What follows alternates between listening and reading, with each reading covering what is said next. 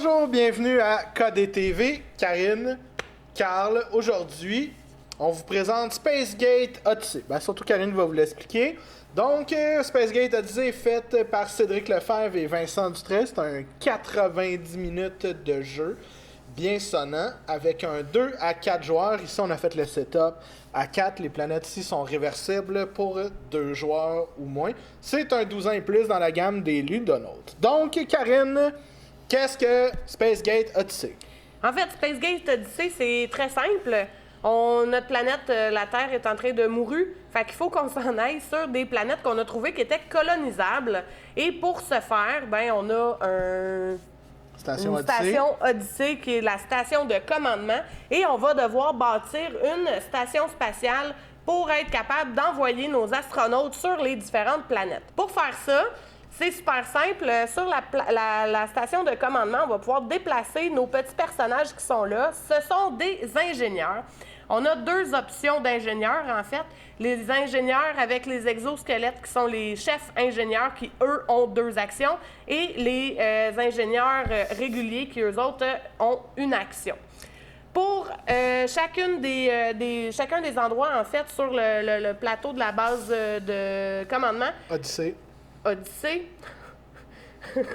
nous permet d'activer différentes choses. Par exemple, le blanc, ça va être pour aller chercher des nouvelles tuiles. Ces tuiles-là, on va pouvoir les placer dans notre base spatiale et ils ont toutes des actions différentes. Carl, je te laisse expliquer. Donc, on a 3 catégories de tuiles. Ici, on a les premières qui sont les tuiles portails. Si on regarde au centre, ils ont le même symbole que sur les portails quand on va l'avoir rempli. Parmi les petits carrés disponibles, on va envoyer nos colons sur les planètes désignées. Ensuite, on a les tuiles Odyssey qui vont engendrer des effets dans la station. Comme celui-là ici, quand elle va être ouverte, on va pouvoir mettre un exosquelette à un de nos ingénieurs. On a ici les robots. Les robots ici ne bougent pas, mais ils vont nous permettre d'avoir une action dans la couleur si on regarde juste en bas où elles ont été placées. Et ensuite, on a les tuiles SAS qui vont nous permettre d'amener des colons dans notre station spatiale en vue de les amener dans les tuiles portail pour les shipper sur une autre planète. Si, par exemple, je déplace mon exosquelette sur le vert, je vais maintenant avoir 3 actions à jouer dans le vert. Donc, je vais pouvoir soit prendre 3 bonhommes et les déplacer d'une case, chose que je peux pas faire parce que ici, on voit que mon morceau est fermé. Si le morceau était ouvert, je pourrais passer dessus. Pour l'ouvrir, c'est super simple. Je mets un colon dessus qu'on va retourner dans la réserve.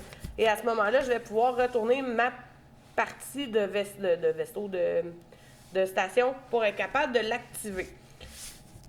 Ma pièce me donnait un robot dans le jaune, donc je vais pouvoir placer un petit robot sur l'emplacement jaune du plateau Odyssey qui va me permettre d'avoir une action à toutes les fois que le jaune va être activé. Parce que ça, c'est quelque chose que je ne vous ai pas dit, mais à toutes les fois qu'on active un endroit, tous les joueurs qui s'y trouvent vont pouvoir faire leurs actions. Fait que là, présentement, j'ai activé le vert, donc le noir et le blanc vont avoir chacun une action qu'ils vont pouvoir faire dans le vert. Une fois que ma partie est ouverte, je vais avoir 2 actions qu'il me reste. J'ai 2 options. Soit je déplace un colon de 2 cases dans le vert toujours, ou je peux déplacer 2 colons dans le vert et les rapprocher de mon portail qui va me permettre d'envoyer des colons sur Fermi. Chacune des planètes fonctionne différemment. Carl, je te laisse expliquer les planètes. Là, ici, on a juste mis 5, mais il y en a un peu plus dans la boîte pour faire un bon rejouabilité. Ici, Fermi, justement, vu que Karine en parlait, notre objectif va être de coloniser les lunes qui sont autour. Plus on va en coloniser, plus on va faire de points de 3, 7, 12, 18 ou 25. Par contre, on ne peut pas envoyer 5 colons et les mettre tous à des places différentes. Quand on va envoyer des colons, j'envoie un pack de 5, mais je vais en mettre un sur une lune et les 5 autres vont se retrouver au centre. Parce que le joueur qui va avoir la majorité au centre va faire 5 points, plus les points dépendant du nombre de planètes qu'il a réussi à coloniser. Ensuite, on a Russell, il y a 4 îles. L'objectif, dans le fond, étant d'avoir la majorité pour chaque île, on va faire 7 points. Puis on a 3 points additionnels par présence qu'on a dans les autres îles. Ensuite, on a Planck. Blank, dans le fond, c'est 1 point par spot qu'on a réussi à coloniser. Et en même temps, on peut aller chercher un 7 points bonus si c'est nous qui a la ligne de colon continue la plus longue. Ensuite, on a Colin, qui va être des majorités autour des volcans. Et Dirac, ça c'est... Dès que je vais avoir 5 colons qui vont être mis sur les emplacements autour, je vais pouvoir en envoyer un. Mon 6e va être envoyé sur les petits spots à côté qui vont me valoir 3 points. On fait le scoring quand que la planète va être fermée. Donc, dépendamment des planètes, ils ont toutes des conditions de clôture différentes. Quand on ferme une planète, c'est là qu'on va compter nos points.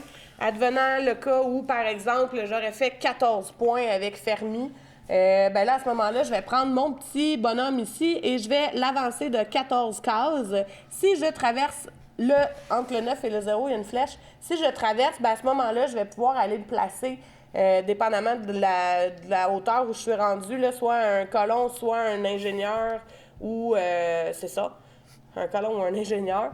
Et c'est le joueur qui va être le plus haut sur cette ligne-là qui va remporter la partie. Ici, on va avoir aussi des tokens qui vont pouvoir nous donner des points par rapport à le joueur qui a le plus de bases ouvertes dans le bleu, dans le vert, dans le rose. Ici, c'est celui qui a le plus de 7, dans le fond, des 3. Puis l'autre, c'est le néant, il n'y a rien. Il y a certains emplacements ici qui vont nous permettre de faire des permutations de 2 adjacents pour pouvoir augmenter la valeur dans ce qu'on se serait spécialisé. Donc, pour gagner la partie, ça va être le joueur qui va être le plus haut sur la ligne ici, qui va l'emporter. En cas d'égalité, on va vérifier le nombre de points qu'on a sur la roue. Et s'il y a encore égalité, ben à ce moment-là, ça va être le nombre de modules ouverts dans la station de chacun des joueurs. Le joueur qui va en avoir le plus, ben à ce moment-là, c'est lui qui l'emporte. Si jamais il y a encore une égalité, vous êtes tous les deux vainqueurs, arrêtez. Serrez-vous la main, soyez contents d'être heureux. De toute façon, on veut que la civilisation humaine persiste.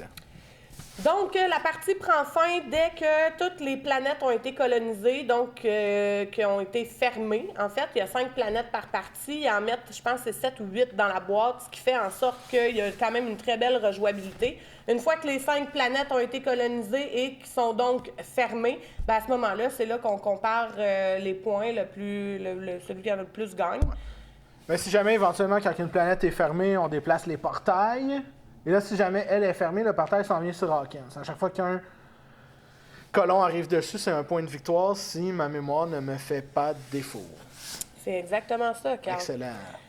Donc, c'est ça, Spacegate Odyssey. Ça demande quand même, on vous a pas tout dit. Il y a un livret de règles dans la boîte parce que sinon, la vidéo serait vraiment longue. Ouais, en fait, c'est une présentation sommaire pour vous teaser parce que nous, on a quand même été agréablement surpris. On a bien apprécié et on voulait vous le faire découvrir.